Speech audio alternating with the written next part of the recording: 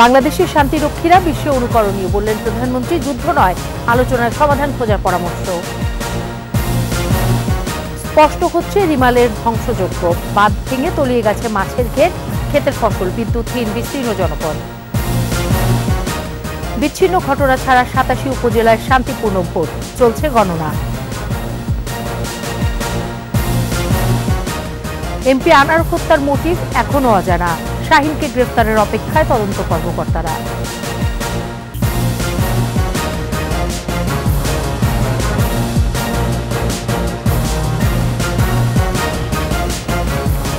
শুনছিলেন first security ইসলামী bank PLC সংবাদ শিরোনাম।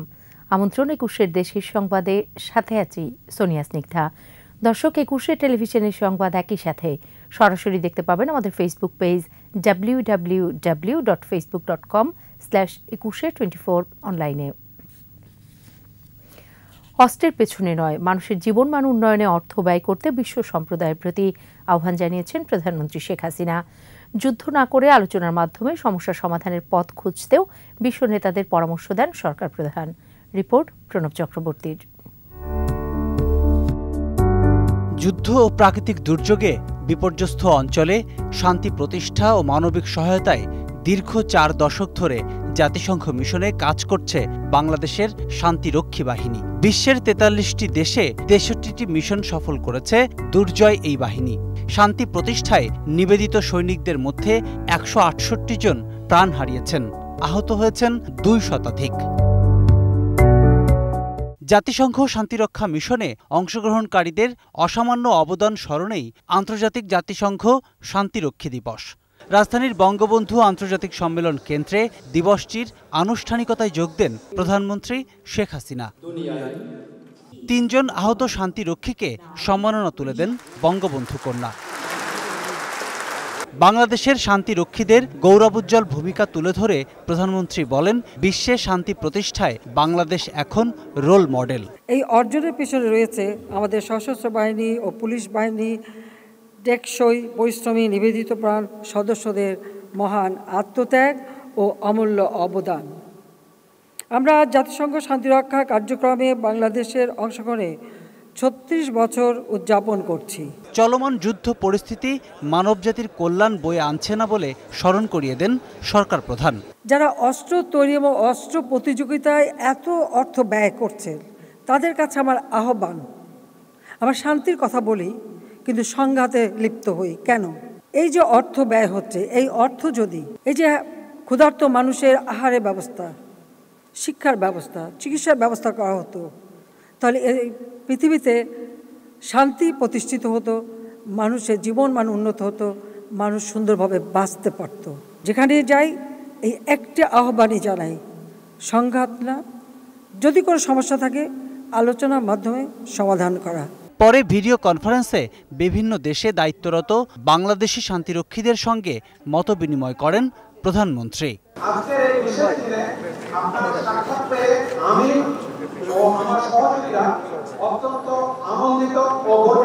প্রণব চক্রবর্তী, ২১ টেলিভিশন, ঢাকা। স্পষ্ট হচ্ছে ঘূর্ণিঝড় রিমালের ধ্বংসলীলা। ৩৬ ঘন্টার তাণ্ডবে বেড়েছে ক্ষয়ক্ষতি, বিধ্বস্ত হয়েছে বাড়িঘর, বাঁধ ভেঙে পানির তরে ভেসেছে মাছের ঘের, ফসলের মাঠ, ভেঙেছে গ্রামীণ কাঁচা পাকা সড়ক, ঝড়ে বিদ্যুতের খুঁটি উপড়ে ফেলেছে সর্বনাশা রিমেল। এখনও অন্ধকারে ডুবে আছে উপকূলের অনেক এলাকা। প্রতিনিধিদের তথ্যচিত্রে সমর ইসলামের রিপোর্ট। এভাবেই আক্রোশ মিটিয়েছে প্রবল ঘূর্ণিঝড় রিমাল। লণ্ডভণ্ড করে দিয়েছে হাজারো ঘরবাড়ি। সরকারি হিসেবে রিমালের তাণ্ডবে ১.৫ লাখের বেশি বাড়িঘর সম্পূর্ণ ও আংশিকভাবে বিধ্বস্ত হয়েছে। ক্ষতির মুখে পড়েছে ৩৭.৫ লাখ মানুষ। সর্বনাশা রিমাল কেড়ে নিয়েছে ১০টি প্রাণ। বহু জায়গায় বেড়িবাঁধ ভেঙে প্লাবিত হয়েছে বিস্তীর্ণ এলাকা। জলোচ্ছ্বাসে বিশ্ব ঐতিহ্য সুন্দরবন ১০ থেকে ১২ ফুট পানির নিচে তলিয়ে যাওয়ায় জীববৈচিত্র্যের ব্যাপক ক্ষতির আশঙ্কা করা হচ্ছে। জোয়ারের পানি এসে উপকূলের বিভিন্ন মাছের ঘের ভেসে গেছে, নিম্নাঞ্চলে ঢুকেছে লোনা পানি। আমার বেগুন আছে ১২-১০ কাঠা, পটল আছে ১৫ কাঠা, কলা আছে ১ বিঘে, এসব নষ্ট হয়ে গেছে। কলা ভেঙে গেলে বছর ফলে সবই ক্ষতি। সকালে এসে দেখছি যে অনেকই যে আম ছিল মানে বেশিরভাগই পড়ে গেছে। বেশি ক্ষতি হয়েছে খুলনা, সাতক্ষীরা, বাগেরহাট, ঝালকাঠি, বরিশাল, পটুয়াখালী, পিরোজপুর, বরগুনা, ভোলা, ফেনী, কক্সবাজার, চট্টগ্রাম, নোয়াখালী, লক্ষ্মীপুর, চাঁদপুর, নড়াইল, গোপালগঞ্জ, শরীয়তপুর ও যশোরে। মাত্র ৬ জেলায় ১,৭৯,৫৬১টি ঘরবাড়ি আংশিক ও সম্পূর্ণ ক্ষতিগ্রস্ত হয়েছে। ফসলের ক্ষতি হয়েছে ৩৯,২৪০ হেক্টর জমির। ক্ষতি হয়েছে গ্রামীণ সড়কের। সামগ্রিকভাবে আমরা জেলা প্রশাসনের পক্ষ থেকে আমরা এই রেস্কিউ এবং অপারেশন টিম এটা আমরা প্রস্তুত রেখেছিলাম। তারা কিন্তু কাজ করে যাচ্ছে। তারপরে বিরূপ আবহাওয়ার কারণে কিন্তু সেভাবে তারা করতে পারছে না। তবে আমরা যাদেরকে আশ্রয় কেন্দ্রে এনেছি তাদেরকে আমরা যদি তাদের ম্যানেজমেন্টের দিকে আমরা এখন বেশি জোর দিচ্ছি। পাশাপাশি যে প্রাথমিক ক্ষয়ক্ষতির তথ্য আমরা সংগ্রহ করতে শুরু করেছি। রিমালের কারণে বিদ্যুৎ বিভ্রাটে ১০,০০০-এর বেশি মোবাইল টাওয়ার সেবা দিতে না পারায় দক্ষিণ জনপদের লাখ লাখ মানুষ মোবাইল ও ইন্টারনেট ব্যবহারে দুর্ভোগে পড়েন। রিমালের প্রভাবে মেহেরপুর, গাইবান্ধা, সিলেট ও মৌলভীবাজার সহ দেশের বিভিন্ন জেলায় বাড়িঘর ভেঙেছে, ভেসেছে ফসল ও মাছের ঘের, গ্রামীণ কাঁচা সড়ক ক্ষতিগ্রস্ত হয়েছে। সমার ইসলাম, ২১শে টেলিভিশন। এদিকে ঘূর্ণিঝড় রিমালে ক্ষতিগ্রস্তদের মাঝে ত্রাণ সহায়তা অব্যাহত রয়েছে। সকালে ক্ষতিগ্রস্ত সুন্দরবন উপকূলের কয়রা ও মংলার বাসিন্দাদের মাঝে চাল, ডাল, চিনি, তেল ও কাপড় তুলে দেন স্থানীয় সংসদ সদস্য ও কোস্টগার্ড পশ্চিম জোনের সদস্যরা। দুপুরে ভোলার চরফ্যাশন ও মনপুরায় দুর্গত এলাকা পরিদর্শন শেষে আক্রান্তদের মাঝে ত্রাণ বিতরণ করেন দুর্যোগ ব্যবস্থাপনা ও ত্রাণ প্রতিমন্ত্রী মুহিবুর রহমান। বলেন, প্রধানমন্ত্রী শেখ হাসিনার নেতৃত্বে বাংলাদেশের দুর্যোগ মন্ত্রণালয় পৃথিবীর কাছে রোল মডেল হয়ে দাঁড়িয়েছে। সবার সহযোগিতায় সর্বনিম্ন ক্ষয়ক্ষতিতে রিমাল মোকাবেলা করা হয়েছে বলেও জানান প্রতিমন্ত্রী।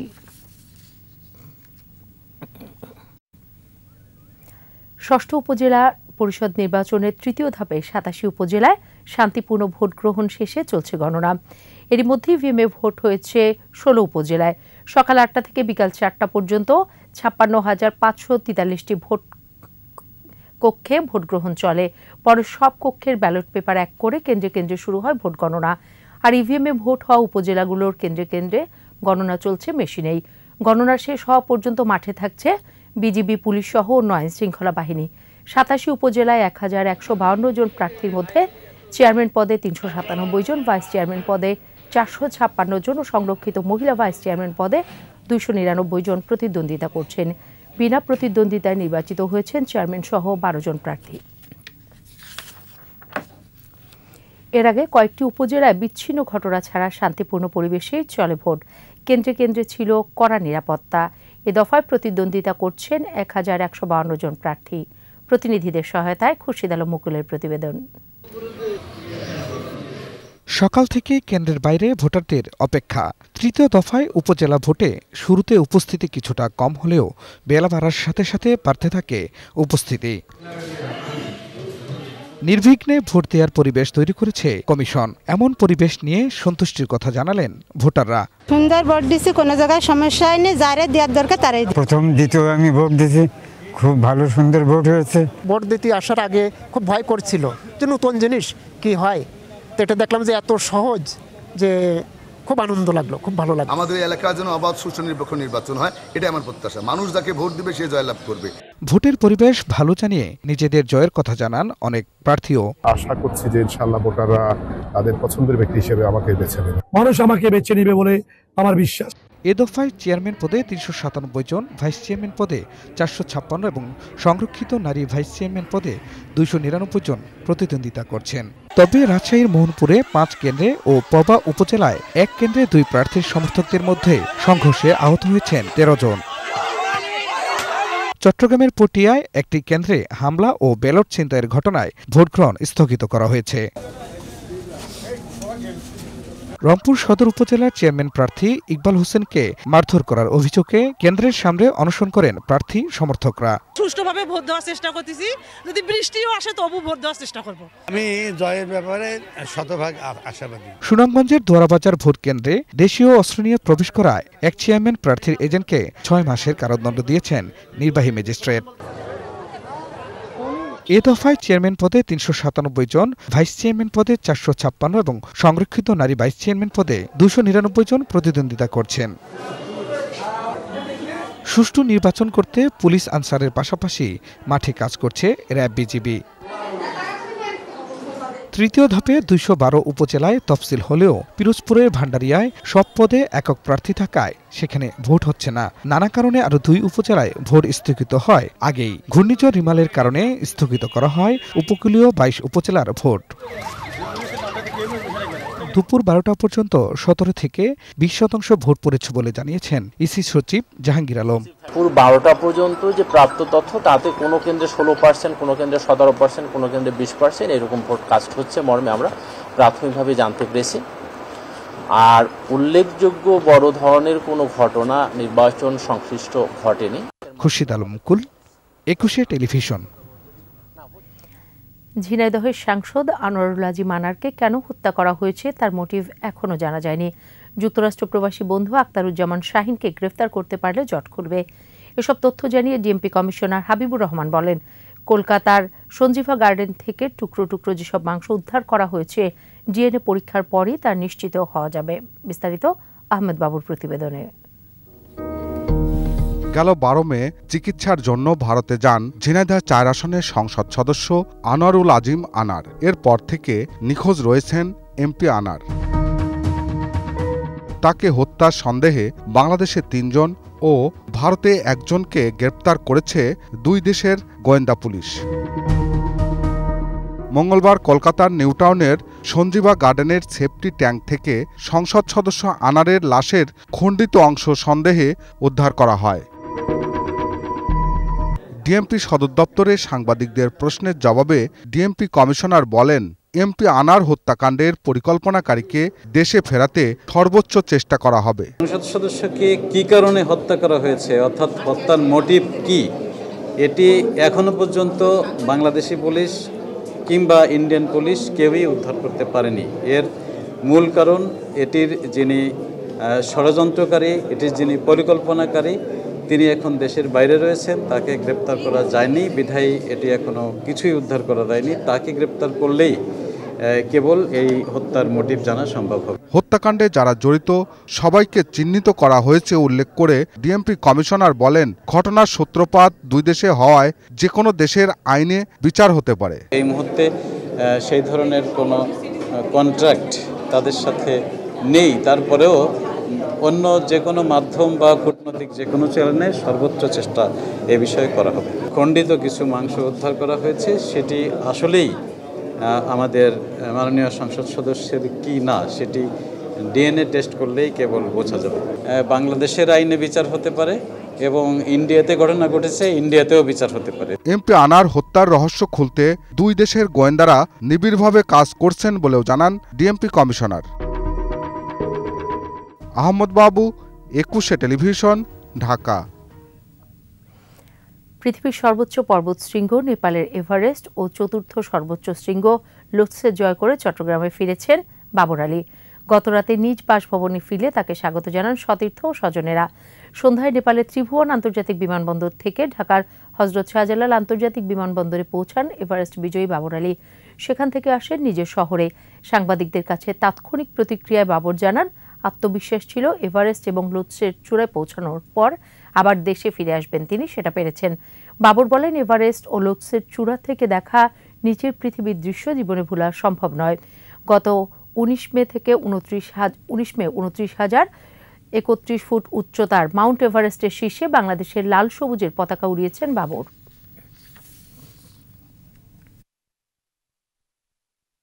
এক্সপোজড রিচ বা গিরিশিরাই এমন একটা জায়গায় যেখানে কোথাও কোনো আড়াল নেই আর কি। তো ওই জায়গায় টানা যে বাতাস এবং তুষারের ঝাপটা, এইটা আমাকে মানে পুরো অভিযানে আমাকে ভয় পাইয়েছে বা চ্যালেঞ্জের মুখে ফেলেছে আসলে এইটাই। নিচ্ছি বিরতি, যখন ফিরছি তখন অন্যান্য সংবাদের সঙ্গে আরও থাকছে। যান চলাচলের আগে চট্টগ্রাম এলিভেটেড এক্সপ্রেসওয়ের পিলারে ফাটল, জনমনে আতঙ্ক।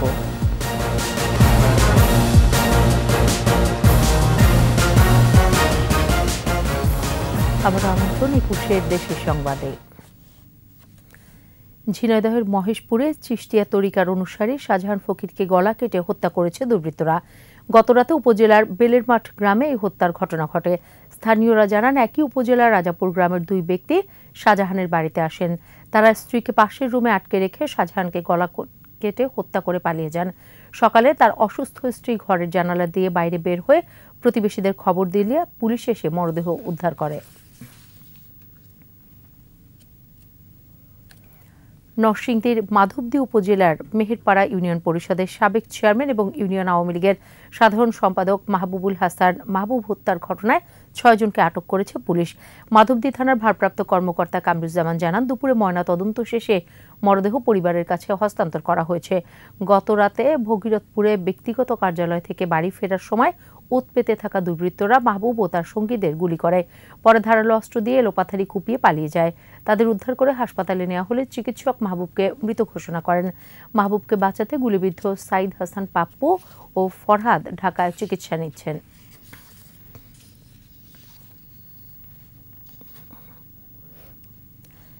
ডাকাতি প্রস্তুতির সময় দেশি বিদেশি অস্ত্র গুলিসহ ৩ ডাকাতকে গ্রেফতার করেছে গাজীপুর মেট্রোপলিটন পুলিশ জিএমপি। দুপুরে সংবাদ সম্মেলনে জিএমপির উপকমিশনার আবু তোরাব মোহাম্মদ শামসুর রহমান জানান, গতরাতে গাজীপুর মহানগরীর কাশিমপুরে অভিযানে গ্রেফতার হয় পাবনার মনির মোল্লা, বগুড়ার বাদশা প্রামাণিক এবং গাইবান্ধার রশিদুল। তাদের কাছ থেকে একটি বিদেশি পিস্তল, 2টি বিদেশি রিভলভার, হাইড্রোলিক কাটার, গুলি ও দেশীয় অস্ত্র জব্দ করা হয়েছে।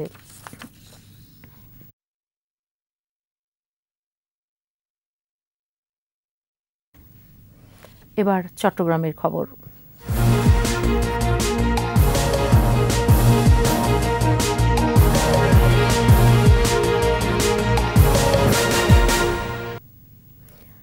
যান চলাচলের আগে চট্টগ্রাম এলিভেটেড এক্সপ্রেসওয়ে 4টি পিলারে ফাটল দেখা দিয়েছে। জিও ব্যাগ দিয়ে ঘষা মাজা করে ফাটলগুলো ঢেকে দেওয়ার অভিযোগ উঠেছে প্রকল্প কর্মকর্তাদের বিরুদ্ধে। বিপ্লব মজুমদারের ক্যামেরায় চট্টগ্রাম থেকে রিপোর্ট করছেন হাসান ফেরদৌস। নকশা অনুমোদন সম্ভাব্যতা যাচাই সহ ভূমি জটিলতা নিরসন না করে 2018 সালে শুরু হয় পতেঙ্গা থেকে লালখান বাজার পর্যন্ত প্রায় 16 কিলোমিটার দীর্ঘ এলিভেটেড এক্সপ্রেসওয়ে নির্মাণ কাজ। মাঝপথে দফায় দফায় পরিবর্তন করতে হয় অ্যালাইনমেন্ট। নানা জটিলতায় বেড়ে যায় প্রকল্পের মেয়াদ। নির্মাণ ব্যয় 1000 কোটি টাকা বেড়ে দাঁড়ায় 4370 কোটি টাকায়। এখন যে উদ্ভূত সমস্যাগুলো আছে এগুলো সমাধান করে কিভাবে এটাকে ফাংশনাল করা যায়, এই বহু হাজার কোটি টাকার এই প্রকল্প কিভাবে মানুষের কাজে আসে এবং চট্টগ্রামে কিছুটা গতিশীলতা আনে। গেল নভেম্বরে প্রকল্পটির উদ্বোধন করেন প্রধানমন্ত্রী শেখ হাসিনা। তবে যান চলাচলে উন্মুক্ত না করে পরিবর্তিত নকশায় 14টি র্যাম্প নির্মাণ করছে চট্টগ্রাম উন্নয়ন কর্তৃপক্ষ সিডিএ। এর মধ্যে লালখান বাজারে একটি র্যামের 4টি ফিলারে ফাটল দেখা দিয়েছে। ফিলারগুলোতে জিও ব্যাগ দিয়ে ঢেকে ঘষা মাজা করে মেরামতের চেষ্টা চলছে। জনমনে তৈরি হয়েছে আতঙ্ক। পতেঙ্গা থেকে লালখান বাজার পর্যন্ত 16 কিলোমিটার দীর্ঘ এই এলিভেটেড এক্সপ্রেসওয়েটি গত বছরের নভেম্বরে উদ্বোধন করেন প্রধানমন্ত্রী শেখ হাসিনা। উদ্বোধন করা হলেও সড়কটি এখনও পর্যন্ত যান চলাচলের জন্য উন্মুক্ত করা দেওয়া হয়নি। কিন্তু এর মধ্যেই এলিভেটেড এক্সপ্রেসওয়ের 4টি ফিলারে ফাটল দেখা দিয়েছে। প্রশ্ন উঠেছে কাজের মান নিয়ে। আর এখনই সেসব বিষয়ে তদন্তে করে দ্রুত ব্যবস্থা গ্রহণের দাবি জানিয়েছেন নগরবাসী। কাজ শেষের আগেই পিলারে ফাটল গুণগত মান নিয়ে প্রশ্ন তুলেছেন নগর পরিকল্পনাবিদ এবং সিডিএর বোর্ড সদস্য। নির্মাণ বিশেষজ্ঞদের দিয়েই তদন্তের দাবিও তাদের। যেহেতু প্রশ্নটি উঠেছে এবং ফাটলগুলি চিহ্নিত হয়েছে, এটি যথাযথ একটি অনুসন্ধান এখানে চালানো উচিত বলে আমি মনে করি। বিষয়টা অবশ্যই একটা গভীরভাবে বিশেষজ্ঞ দিয়ে তদন্ত করা দরকার। এটা একটু পরীক্ষা করা দরকার যে এই ফাটলগুলো কোন পর্যায়ে আছে, এগুলো স্ট্রাকচারাল ফাটল নাকি শুধুমাত্র উপরিভাগের ফাটল। আগামী জুনেই শেষ হওয়ার কথা থাকলেও র্যাম্পের ফাটলে অনিশ্চয়তায় প্রকল্পটি। হাসান ফেরদৌস, 21 টেলিভিশন, চট্টগ্রাম। ঈদুল আজহায় কোরবানির বর্জ্য বিকেল 5টার মধ্যে পরিষ্কারের উদ্যোগ নিয়েছে চট্টগ্রাম সিটি কর্পোরেশন। দুপুরে নগর ভবনের সভায় মেয়র মোহাম্মদ রেজাউল করিম জানান, বিকেল 5টার মধ্যে নগরীকে কোরবানির বর্জ্যমুক্ত করতে কাজ করবেন 4000 কর্মী। নগরীর 41টি ওয়ার্ডকে 7টি জোনে ভাগ করে 322টি গাড়ি বর্জ্য অপসারণ করবে। রক্ত পরিষ্কার করবে 7টি পানির ভাউজার। কোনো কর্মী অসুস্থ হলে জরুরি চিকিৎসা সেবা দিতে অ্যাম্বুলেন্স, মেডিকেল টিম রাখারও সিদ্ধান্ত হয় সভায়। দেশের অর্থনৈতিক প্রবৃদ্ধি অর্জন, দারিদ্র্য বিমোচন এবং সামাজিক রূপান্তরে নারী উদ্যোক্তা গুরুত্বপূর্ণ ভূমিকা রাখছেন বলে মন্তব্য করেছেন চট্টগ্রাম বিভাগীয় কমিশনার তোফায়েল ইসলাম। নগরীর আগ্রাবাদ হোটেলে চট্টগ্রাম উইমেন্স চেম্বারের নারী উন্নয়ন, সমস্যা ও সম্ভাবনার চট্টগ্রাম শীর্ষক সেমিনারে তিনি বলেন, বিশ্বব্যাংকের তথ্য অনুসারে বাংলাদেশে 7.2% নারী উদ্যোক্তা রয়েছেন। প্রতি বছর এই সংখ্যা বাড়ছে। তাদের অধিকাংশই মাঝারি ও ক্ষুদ্র উদ্যোক্তা। বিভাগীয় কমিশনার বলেন, অর্থনৈতিক উন্নয়নে নারীদের অংশগ্রহণ খুবই গুরুত্বপূর্ণ। ফলে 2020 সালে যেখানে নারীদের মালিকানাধীন ব্যবসা প্রতিষ্ঠান জিডিপিতে $12 বিলিয়ন অবদান রেখেছে, সেখানে 2025 সালে $20 বিলিয়ন উন্নীত হবে বলেও আশাবাদ ব্যক্ত করেন তিনি। শেষ করছি 21-এর দেশের সংবাদ। যাবার আগে ফার্স্ট সিকিউরিটি ইসলামী ব্যাংক পিএলসির সংবাদ শিরোনামগুলো আরও একবার। বাংলাদেশের শান্তিরক্ষীরা বিশ্বে অনুকরণীয়, বললেন প্রধানমন্ত্রী। যুদ্ধ নয়, আলোচনায় সমাধান খোঁজার পরামর্শ। স্পষ্ট হচ্ছে রিমালের ধ্বংসযোগ্য। বাঁধ ভেঙে তলিয়ে গেছে মাছের ঘের, ক্ষেতের ফসল, বিদ্যুৎহীন বিস্তীর্ণ জনপদ। বিচ্ছিন্ন ঘটনা ছাড়া 87 উপজেলায় শান্তিপূর্ণ ভোট, চলছে গণনা। এমপি আনার হত্যার মোটিভ এখনো অজানা। শাহিনকে গ্রেপ্তারের অপেক্ষায় তদন্ত কর্মকর্তারা।